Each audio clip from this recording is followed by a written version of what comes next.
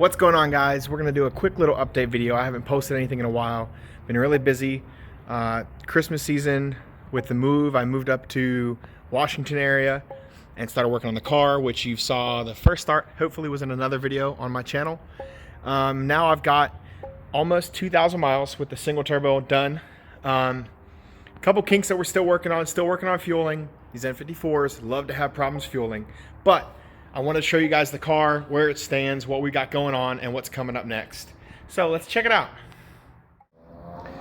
So if you don't know, this is my 2008 535 XI. It's an E61, so it's the wagon, it's the touring, all-wheel drive, and it's an N54, being a 35 series car, just like a 135 or a 335, along with some other models. But those are the predominant ones. With this car, as you can clearly see, I have a single turbo conversion done to it. I built the manifold. I looked at a lot of different people's manifolds. I mean, there's only so many ways you can build it. So you could maybe say that, oh, well, I copied so-and-so or whatever. But I did it kind of my own way. I haven't seen it done exactly how I did it. But once again, it's a manifold. It's piping. I did it pretty simply. I'll throw some pictures up to show you the design process here. Check it out.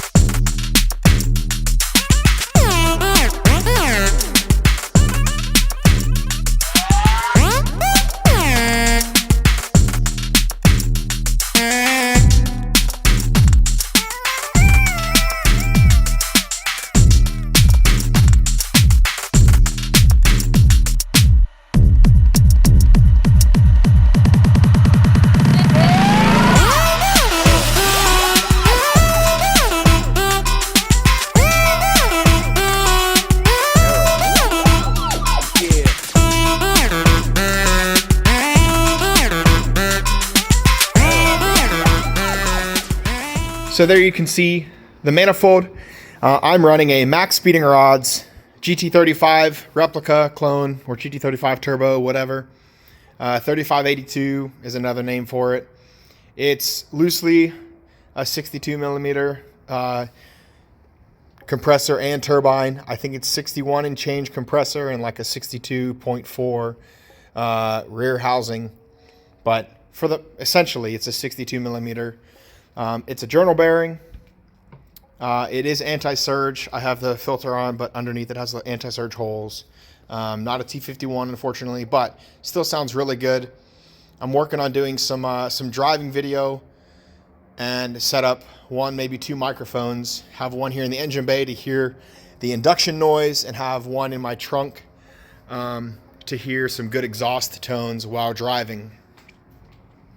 Other than that, the car is mostly the same as it was as a twin turbo. Still have the 7-inch ARM intercooler, or ARM Motorsports. I have the ARM charge pipe. I cut and welded my own conversion for this to run HKS because that's what I had. Even though I think it's a knockoff HKS. It's the blow-off valve that I had, and I run it, and it seems to do well for me. I set up my catch cans. I need to redo some of the lines because it's not working as well as it should be. I have the radium external PCV right there. It's hard to see without the light, but it's back there. Additionally, with the external PCV, I have the top vent cap, and then I know this doesn't look super great. I'm debating painting it black to kind of blend it in there. If I paint it black, you probably won't even barely notice it. But it's just a vacuum release valve. The same thing that people have on their VTT and M18 covers. Sits up on a bung right here, or I think one of them has it back there. Um, it does the same exact thing. I have it set to, I believe 14 PSI is the spring set, which is roughly what's recommended when you buy the $130 vacuum release valves that do the same thing as this. And this was like 25 bucks for me to get the couple parts put together from Amazon and from a local hardware store. I just wired in my Max solenoid today. It's not running on anything. I'm just have this tubed up for wastegate pressure, so it goes from the boost reference to the wastegate, which is down there. Really difficult to see. Still got a couple other quirks, like I said, the fueling. I have index 12s at the shop getting cleaned and recharged. Those are coming back, and a new set of spark plugs because this is due for all of that. I think that about covers it for today. Just a quick video, a few minutes. Hopefully we have more content coming soon to show you this thing. Still on, like I said, the wastegate, only about 10 PSI. It makes all the right noises, but we're hoping to make a little bit of the speed too. Get the benefit of this single turbo, let the thing breathe.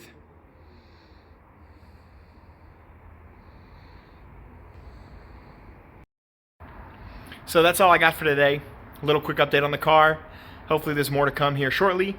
In the next couple of months, I'm not sure exactly when, but I'll be moving to Southern California, to San Diego. So I'm really excited for that, to be able to see and experience the car scene down there and show people this quirky, below budget car that I've built.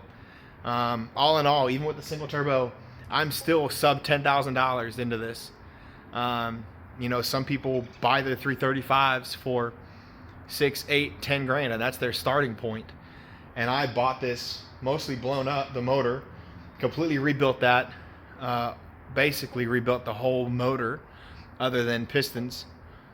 And now I've converted it, built my own manifold, did my own exhaust. I have a valved exhaust, you know, just about everything on it mechanically. And I have the fuel upgrades to come here shortly. But even with all of that, I'm still, I don't even think I'm at $9,000 yet for my calculation of receipts and such, and paying attention to how much I've spent. So yeah, hope you guys enjoy the car. More will be coming. I've got some videos I might try to throw together, a couple cruises that I've done with some buddies, maybe a McLaren hanging out with us, a couple of Subarus, some tuned WRXs and stuff. We got some other, you know, quicker cars to play with. We'll see. I don't know how this is going to handle. It's a little bit smaller single than most people run. The bottom for a lot of people is like the 6266 or a 6466, you know, and I'm only at a 62 exhaust housing. But we'll see. Hopefully we can get the thing running, get it running well with some better fuel, and we'll go from there. One big thing to look forward to that I'm hoping to do, especially for anyone that has an E60, an N54 powered E60 car, is I'm planning to do a video when I upgrade my fuel bucket, because I can't find anything, almost nothing on the blogs and the write-up pages, and I can't find any good videos on putting like a Walbro or even 2 pumps in the tank for an E60, because the buckets are different than a 3 series or a 1 series. There's some stuff on the M5s, but the M5 fuel system is different than this one is. I've seen one guy converted his buckets to the M5 buckets, but we're going to check it out. Hopefully I'm going to open it up and see what it looks like and see what I can fit. I'm going to try to do 2 pumps. I have a 535 pump, and then I might just do a 450, maybe a 525. I mean, the price difference is pretty minimal. I'm also looking at doing the EKP bypass harness. I've seen a number of people do. That way I don't have to think about my EKP ever acting up. No issues with it there. That was just something done by BMW for a little bit of fuel efficiency, and the light turned on and got me distracted. For fuel efficiency, and I think for emissions and stuff too. So we don't need that anymore. We're trying to get performance. And additionally, I'm looking at doing an external, I'm going to probably do my fuel lines and do an external pressure regulator that'll go under the car. I forget the company that builds that, but it's a pretty solid unit. It has the whole thing set together. We're going to check that out. Hopefully in a future video, probably after I get to San Diego. So that might be a few months from now. We'll see what my schedule looks like. As some of you know, some of you don't know, I'm active duty in the Navy. And so I'm not always in control of my schedule. Perks of being in the military. But when I have free time, I spend it with my family. And if I have free time after that, when everyone gets to bed, I get to tinker on this a little bit.